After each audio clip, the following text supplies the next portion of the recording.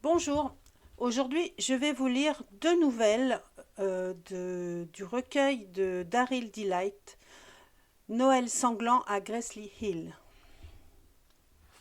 La première. Déposition enregistrée au GHPD, Grassley Hill Police Department, par l'inspecteur Joseph Combe. Le témoin, Erwan Dillon, était présent sur les lieux du crime survenu au 66 avenue Melbourne, dans l'appartement 51. Nous l'interrogeons après qu'il ait passé une nuit au poste. Il ne semble pas perturbé, mais se dit extrêmement fatigué. Nous lui demandons de nous relater les faits dans les moindres détails. C'est le bruit de la tronçonneuse qui m'a réveillé. Christopher et Claudia ont toujours fait du vacarme. Aucun des deux ne travaille et ils passent leur soirée à se saouler. La journée, ça va, parce qu'ils dorment et cuvent la plupart du temps. Mais à partir de 18h, ils commencent à boire et perturbent tout l'immeuble.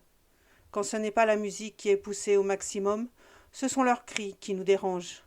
Ils se chamaillent sans arrêt. Lui tape dans les murs, et elle casse la vaisselle. Je n'ai jamais compris ces gens qui saccagent leur appartement. Et je n'ai jamais compris non plus comment on peut ne pas se soucier du voisinage. Moi, j'habite juste en dessous, au 4e. Je ne suis là que depuis 9 mois, et si j'avais les moyens, j'aurais déménagé depuis un bail. J'ai fini par m'habituer, et il m'arrive de temps en temps de dormir en paix, malgré le bruit. Mais ce n'est pas le cas de mon voisin, Donovan, qui m'a avoué plusieurs fois être à bout. Il va souvent frapper à leur porte, pour leur dire de la fermer. Il se calme pendant 1 heure ou 2, et le vacarme recommence. Et hier soir, j'ai bien cru que je n'allais pas pouvoir dormir de toute la nuit. Ils ont écouté du Michael Jackson toute la soirée. Ils devaient danser parce que j'entendais leurs pieds tambouriner au plafond. Heureusement, vers 22h, Donovan est allé toquer chez eux, et ils ont éteint la musique. Un peu de silence m'a fait du bien, et j'ai pu dormir. Il devait être 1h30 du matin quand j'ai rouvert les yeux, extirpé de mon sommeil par un bruit de moteur. J'ai d'abord cru que les jeunes faisaient un rallye dans la rue. Ça leur arrive assez souvent, mais je me suis vite aperçu que ça venait de chez Christopher et Claudia, les parasites, comme on les appelait. Je ne me suis pas vraiment posé de questions. J'avais encore l'esprit engourdi. Tout ce que je voulais, c'était me rendormir. Je me suis levée pour uriner et je me suis servi un verre d'eau. Je les entendais hurler, et le bruit du moteur vrombissait de plus en plus fort. Je me suis remis au lit, mais j'ai vite compris qu'il me serait impossible de retomber dans les bras de Morphée. Je leur ai crié. « Vous allez arrêter ce boucan! Il est 1h du matin! 1h !» Ils ne m'ont pas entendu. Leurs cris et le bruit du moteur qui rugissait encore et encore me faisaient mal au crâne. J'étais sur les nerfs. Je me suis demandé ce qu'ils pouvaient bien fabriquer sans vraiment émettre d'hypothèse. J'étais tellement énervée que je voulais juste qu'ils arrêtent leur chahut. J'en pouvais vraiment plus. J'étais exténuée. Il fallait que j'aille leur remonter les bretelles, tout comme Donovan avait l'habitude de le faire. Je ne savais pas s'ils allaient m'écouter, parce que, contrairement à mon voisin, je ne suis pas très baraquée.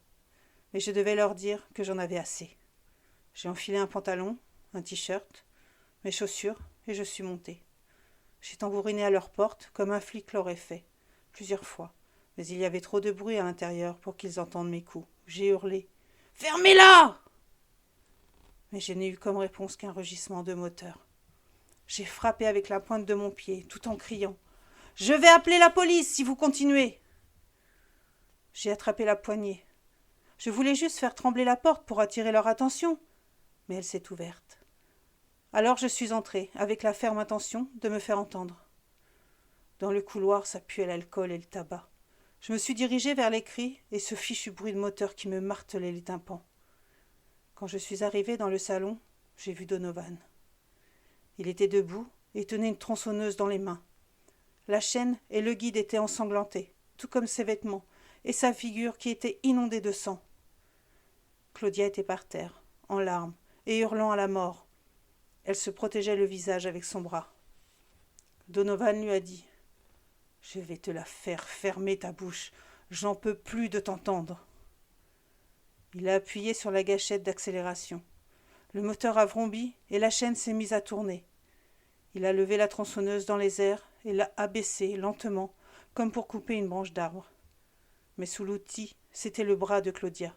Je n'ai pas eu le temps de réagir. Un geyser de sang a giclé et a repeint le sapin en rouge. Le bras de Claudia est tombé sur le sol.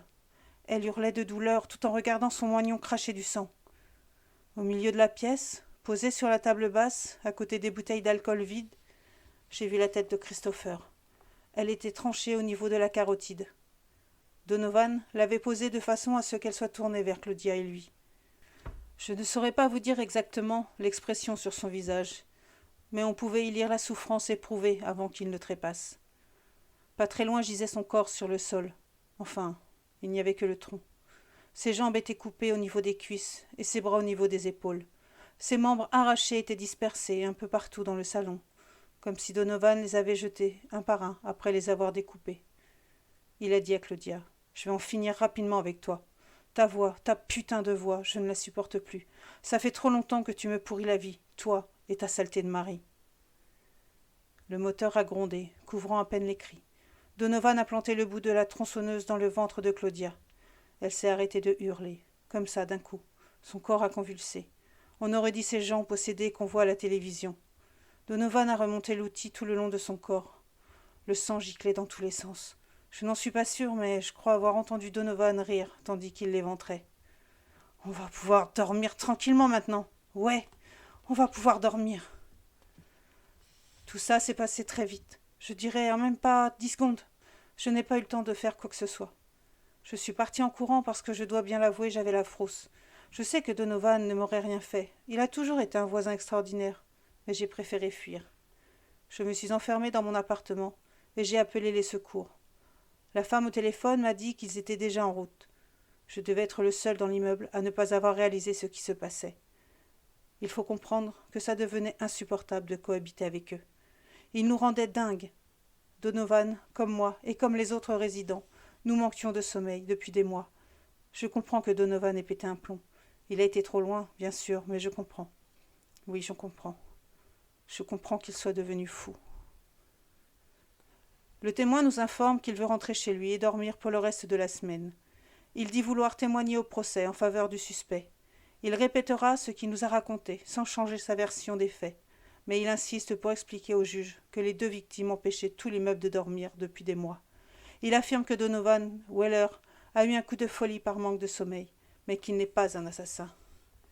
Le suspect, Donovan Weller, a été appréhendé sur les lieux du drame.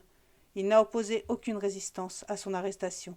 Il nous a confié que l'arme du crime, une tronçonneuse, était un cadeau de Noël pour son frère. Il l'avait acheté le matin même et l'avait emballé dans un beau papier rouge et blanc dans l'après-midi. Arrivé dans sa cellule, le suspect, Donovan Weller, s'est endormi, le sourire aux lèvres. Ce matin, il nous a assuré avoir passé une paisible nuit, la meilleure nuit qu'il n'avait pas eue depuis bien longtemps. Fin de la première partie. Nouvelle numéro 2 dans une autre vidéo.